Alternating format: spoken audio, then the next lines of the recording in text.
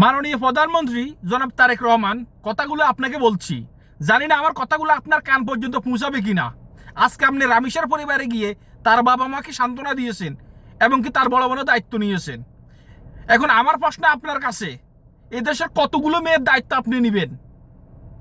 আপনার ঘরে কন্যা সন্তান আছে, আল্লাহ না করুক আপনার মেয়ের বিষয়ে যদি এরকম কোনো দুর্ঘটনা ঘটে, তাহলে তখন কেউ এসে যদি আপনাকে সান্ত্বনা দেয়, তখন আপনি কি করবেন? আপনি কি সে সান্ত্বনা মেনে নিতে পারবেন? আপনি তখন কি চাইবেন? ন্যায় বিচার চাইবেন সন্তানের জন্য।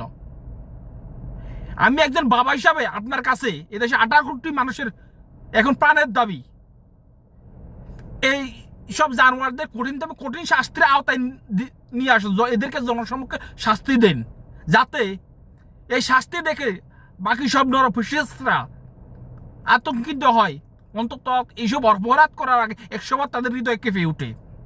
জনাব তারেক রহমান, আইন কেন করা হয়েছে? আইন করা হয়েছে মানুষের জনকল্যাণের জন্য, মানুষের জন্য।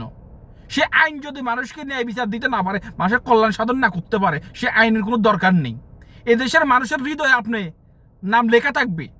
আপনি অন্তত 2-5টা জানোয়ারদেরকে জনসম্মুখে এনে ফাঁসিতে ঝুলিয়ে অথবা ক্রস ফ্রাই করে অথবা পাথর নিক্ষেপ করে শাস্তি দিন।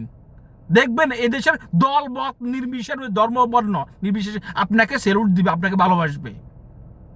বাইরের দেশে আইন দেখে লাভ নেই। আপনি আপনার দেশের জনকল্যাণের জন্য কাজ করুন, আপনার দেশের মানুষের জন্য কাজ করুন। এটা হচ্ছে এখন জনমানুষের দাবি, এটা হচ্ছে বাস্তবতা। সবাই ভিডিওটা বেশি বেশি করে শেয়ার করে দেন, যাতে অন্তত তারেক রহমানের কান পর্যন্ত আমার কথাগুলো যায়। কারণ আমিও একজন বাবা, আমি একজন পিতা, আমি একজন কন্যা সন্তানের পিতা। আমি জানি না আমার সন্তান আমার দেশে নিরাপদ কিনা। ধন্যবাদ সবাইকে। আসসালামু আলাইকুম।